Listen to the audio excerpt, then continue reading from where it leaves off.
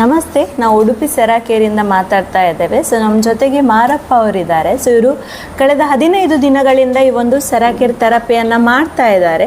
So ಅವ್ರ ಹತ್ರ ಕೇಳ್ಕೊಳ್ತಾ ಬರೋಣ, ಈ ಒಂದು ಸೆರಾಕೇರ್ ಥೆರಪಿಯಿಂದ ಏನೆಲ್ಲ ಚೇಂಜಸ್ ಅವರಲ್ಲಿ ಆಗಿದೆ, ಎಷ್ಟೊಂದು ಇಂಪ್ರೂವ್ಮೆಂಟ್ಸನ್ನು ಪಡ್ಕೊಂಡಿದ್ದಾರೆ ಅಂತ ಹೇಳಿ. ನಮಸ್ತೆ. ನಮಸ್ತೆ. ಹಾಗೆ ಎಲ್ಲಿಂದ ಬರ್ತಾ ಇದ್ದೀರಾ? ನಾವು ಹಿರೇಬೆಟ್ಟಿಂದ ಬರ್ತಾ ಇದ್ದೀವಿ. ಹಿರೇಬೆಟ್ಟಿಂದ ಬರ್ತಾ ಇದ್ದೀರಾ. 15 ದಿವಸದಿಂದ ಈ ಒಂದು ಥೆರಪಿಯನ್ನ ಮಾಡ್ತಾ ಇದ್ದೀರಾ.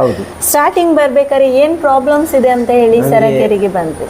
ನಾನು ಗಂಟು ಬೇನೆ, ಮತ್ತೆ ಕೈ ಬೇನೆ, ತರೆ ಬೇನೆ, ಬಕ ಶುಗರ್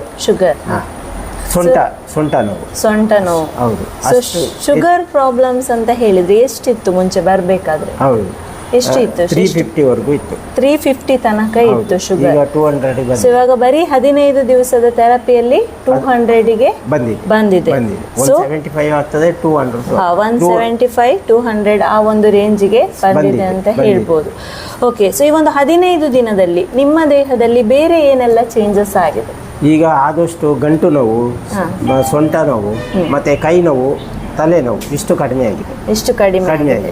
ಒಂದು 100ರಲ್ಲಿ ಒಂದು ಎಷ್ಟು ಪರ್ಸೆಂಟ್? 85% ಓಕೆ. 100ರಲ್ಲಿ ಒಂದು 85% ಪ್ರಾಬ್ಲಮ್ಸ್ ಅನ್ನ ಕ್ಲಿಯರ್ ಆಗಿದೆ. ಸೆರಾಕೇರ್ ನಿಮ್ಗೆ ಹೇಗೆ ಅನ್ಸುತ್ತೆ? ಸೆರಾಕೆ ಬಂದು ನಮಗೆ ಒಂದು ಉತ್ತಮ ಒಂದು ಆರೋಗ್ಯ ಕೊಟ್ಟಿದೆ.